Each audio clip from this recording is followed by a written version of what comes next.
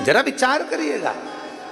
आप गलत कार्य करिए, आपका सब तारीफ करेंगे। गलत कार्य की हर व्यक्ति तारीफ करता, पर अच्छे कार्य की तारीफ होना बहुत कठिन।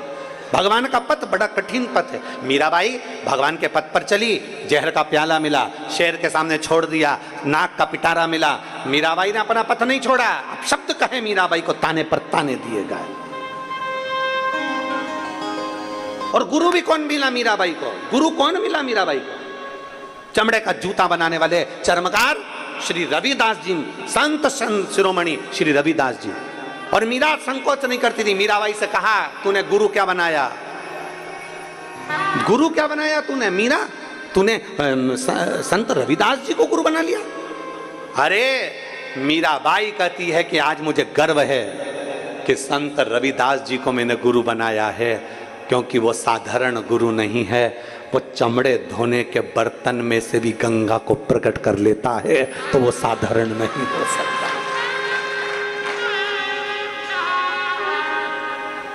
ये लोग कहते हैं ना, मन चंगा तो कठोते में गंगा।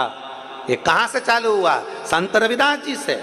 संत रविदास जी महाराज ने, मीराबाई कहती है, गुरुदेव मैं आपके लिए गंगा के घाट पर मैं आपके लिए आश्रम बना देती हूँ, मैं आपके लिए कुटिया बनवा देती हूँ, मैं आपके लिए महल बनवा देती हूँ। आप मेरे गुरु हो, मैं आपको गंगा के घाट पर ले जाकर बिठा देती हूँ। संत रविदास जी कहते हैं, मीरा मुझे गंगा के घाट पर जाने की क्या जरूरत, गंगा तो खुद यहाँ आ जाती है। गुरुवर, गंगा और यहाँ? हाँ, गंगा यहाँ? हाँ। पानी पिलाऊं तुझे गंगा का? जिस बर्तन में चमड़ा धोते थे जूता बनाने का, उसी बर्तन में हाथ जोड़कर कहा, गंगा मैया मुझे पानी पीना है, पिला दीजिए। हीरे की चूड़ी जड़ा हुआ हाथ उस बर्तन में से निकल कर बाहर आया, जिसमें जल भरा हुआ एक कलश था। रविदास जी ने जल लिया, मीराबाई को दिया, और भी लोग बैठे थे उनको दिया। कुछ कुछ ऐसे भी बैठे थे जो संत रविदास जी से चिढ़ते थे, उन्होंने जल नहीं पिया, कठोते से निकला, चमड़ा धोने के पात्र में से निकला, गंदे पानी में से निकला। कई कई ऐसे थे जिनको गंदगी नजर आ रही थी, पड़ा। कई कई ऐसे थे जिनको गंदगी नजर आ रही थी। अच्छा देखो ना, प्रयास करो कि अच्छा दिखे। पर कई कई थे, अरे चमड़े के बर्तन में से जल निकला, हम नहीं पी सकते। कई लोगों ने छोड़ दिया, और मीरा और कई ऐसे थे जिन्होंने पी लिया। रविदास जी ने बाद में कहा, मीरा ये साधारण गंगा का जल नहीं था, एक संत द्वारा विनय कर कर गंगा का बुलाया गया जल था।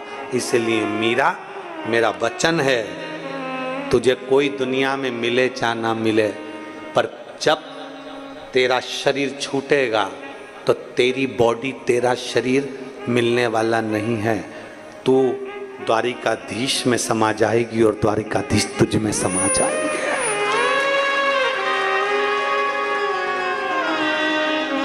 तू द्वारकाधीश में। भारत की भूमि के 4 संत ऐसे हुए जिनकी बॉडी नहीं मिली, जिनका अंतिम संस्कार नहीं हुआ, जिनकी समाधि नहीं बनी, जिनका अंतिम संस्कार नहीं हुआ, जिनकी बॉडी नहीं मिली। भारत की भूमि के 4 संत थे। पहले नंबर पर रामकृष्ण परमहंस, जिनकी बॉडी नहीं मिली, मरने के बाद जिनका शरीर नहीं मिला, प्राण छूटने के बाद जिनका शरीर नहीं मिला। भारत की भूमि के प्रथम संत रामकृष्ण परमहंस। जब प्राण छूटे तो जगत जननी दुर्गा में समा गए। उनकी बॉडी नहीं मिली, उनका अंतिम संस्कार नहीं हुआ, उनका शरीर नहीं मिला। शरीर मिलता तो अंतिम संस्कार होता ना, समाधि बनती ना, नहीं मिला। भारत की भूमि के दूसरे संत चैतन्य महाप्रभु जगन्नाथ में समा गए, बॉडी नहीं मिली, अंतिम संस्कार नहीं हुआ। भारत की भूमि के तीसरे संत संत तुकाराम हरि विठ्ठल में समा गए, बॉडी नहीं मिली, अंतिम संस्कार नहीं हुआ। और भारत की भूमि के चौथे संत मीराबाई द्वारकाधीश के सामने जाकर खड़ी हो गई, और द्वारकाधीश मीराबाई से कह दिया, जा मेरे शरीर से आकर लग जा, मीराबाई द्वारकाधीश की मूर्ति से जैसी गले लगी, भगवान का नीचे का हाथ बीच में से चटक गया और उसमें मीराबाई समा गई। भारत की भूमि के 4 संत जिनका शरीर नहीं मिला, जिनकी बॉडी नहीं मिली, जिनका अंतिम संस्कार नहीं हुआ, भगवान में शरीर समा गए, वो द्वारकाधीश के भीतर मीराबाई समा गई। क्यों? क्योंकि संत गुरु सदगुरु प्रबल था। मीराबाई का गुरु बड़ा प्रबल था। मीराबाई के गुरु संत रविदास दुनिया की निगाह में थे कि चमड़े का जूता बनाते हैं, चर्मकार चर्मकार चर्मकार कहते थे, पर मीराबाई रविदास जी को गुरु बनाई तो जानती थी कि ये मेरा गुरु कोई साधारण नहीं है, गुरु साधारण नहीं है। दुनिया के लोग उसमें गलतियां छांटते रहे कि ये चर्मकार हैं, बताओ चर्मकार हैं, पर मीराबाई ने कोई अपने गुरु में गलती नहीं देखी। और याद रखना, जीवन में अगर भगवान शंकर की कथा का रसपान करते हो ना, शिव महापुराण की कथा सुनते हो, तो अपने भीतर ये विश्वास रखना कि शंकर को हमने अपना गुरु बनाया है, इसलिए मेरे शंकर में, मेरे गुरु में कभी मैं गलती ना देखूं, देखूं तो मेरे शंकर में मैं अच्छाई देखूं, उसके सिवाय कुछ ना देखूं, कुछ नहीं देखना मुझे।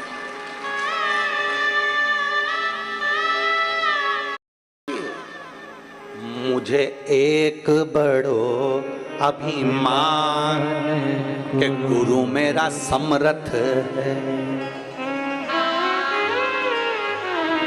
मीराबाई से कहते थे लोग, तुझे क्यों अकड़ है, किस बात की अकड़, क्यों इतनी फूलती है, क्यों अकड़ में रहती है? मीराबाई ने कहा, सुनो राणा, मुझे एक बड़ो रे अभिमान, अभिमान मुझे धन का नहीं, दौलत का नहीं, सत्ता का नहीं, वैभव का नहीं, मेरा अभिमान मेरा गुरु है। और आपको भी अभिमान होना चाहिए, मेरा अभिमान मेरा शिव है। मुझे एक बड़ो रे अभिमान के गुरु मेरा समर्थ है। लोग पूछें कि तू क्यों इतरावे, क्या जो मिला तू फूलों नी समावे, मेरा एक ही मंत्र महान के गुरु मेरा समर्थ। ये मेरे मंत्र की महानता है, मेरा गुरु मेरा समर्थी है। मैंने जो मंत्र लिया वो साधारण नहीं है। दुनिया की निगाह में भले संत रविदास जी चर्मकार हो, पर मेरा गुरु तो मेरा गुरु है, जिसने कह दिया मीरा तू मरेगी भी ना, तेरे प्राण भी छूटेंगे ना, तो तू कृष्ण में समा जाएगी। कौन है ऐसा? कौन? कोई एक बता दो जो भगवान कृष्ण में समाया हो। केवल एक मीराबाई ऐसी थी जो भगवान द्वारकाधीश में सात शरीर समा गई, सात शरीर।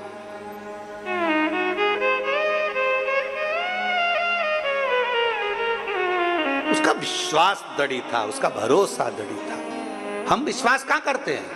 हमें तो लोगों ने कह दिया, किसी ने कह दिया, बताओ चंदन का तिलक लगा लिया, तुम तो ये बन गए, तुम तो वो बन गए, तुमने तो गमछा पहन लिया, तुमने तो रुद्राभिषेक कर लिया, तुमने तो ये कर लिया। दुनिया ताना देगी, दुनिया अपशब्द कहेगी। क्या मीराबाई को अपशब्द नहीं मिले थे? क्या मीराबाई को ताने नहीं मिले थे? क्या मीराबाई को गाली नहीं मिली थी? इतना अपशब्द मीराबाई को कहा गया, पर मीरा मीरा थी।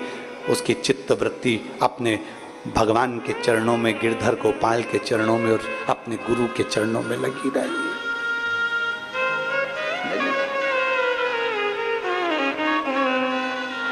कहे दुनिया,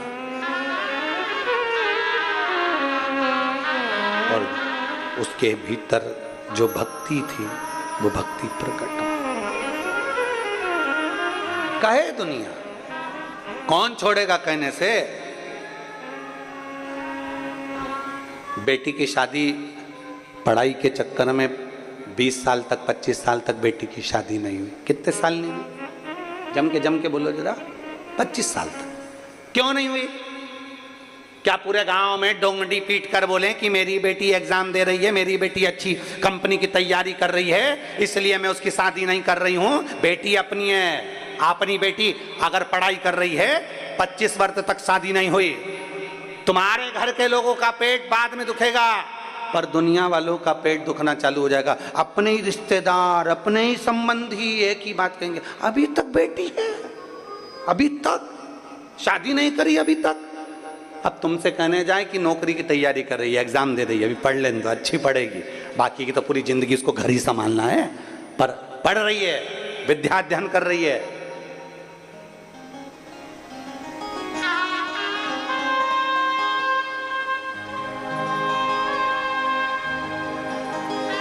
पढ़ लेगी तो थोड़ा अच्छा रहेगा, उसके लिए जीवन अच्छा रहेगा, पर नहीं, खल रहा है, खल रहा है।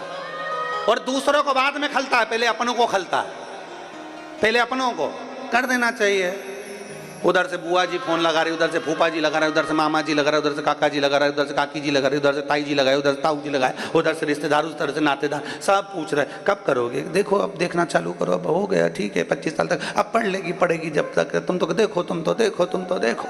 बेचारी माँ डिप्रेशन में आ गई, करूँ क्या करूँ। बेटी से पूछा, बेटी शादी, बेटी करी मम्मी 1 साल प्लीज और पढ़ लेने दे। बेटा लोग कर रहे हैं, कुछ का कुछ बोलेंगे। बेटा बेटी ने कह दिया, माँ मैंने भी शिहोर वाले महाराज की कथा सुनी है, वचन देती हूं तू जहां कहेगी शादी वहीं करूंगी, पर मुझे पढ़ लेने दे, मुझे पढ़ लेने दे, मुझे अध्ययन कर लेने दे। पर नहीं, इसीलिए हम एक लाइन कहते हैं, आग लगे बस्ती में अपन रहे हो मस्ती में। जितना दुनिया के लोग तुमको जितना जितना बोले, तुम उतनी जोरदार खजूर वाली चोटी बना के, जूड़ा मूड़ा बना के, उतनी जोरदार लाइन माइन खींच के, डब्बा भर के, आंख नीली पीली करके फिर चलो, और जल जल तो जल, और जल।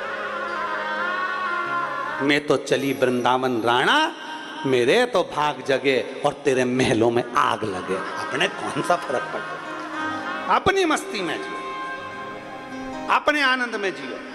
हम दूसरे के आनंद में जीना चाहते हैं। उसने ऐसा कह दिया, मन उतार लिया, उसने ऐसा बोल दिया, मुख उतार लिया, उसने ऐसा कह दिया, मुख उतर गया। काय को उतारना मुख, काय को उतार। प्रसन्न में रहो, दिन भर टेंशन में मत रहो कि बहुत चिंता में, बहुत चिंता में, बहुत चिंता में। काय का चिंता, तुम अपना मानते हो ना, इसलिए चिंता है। एक पत्र है,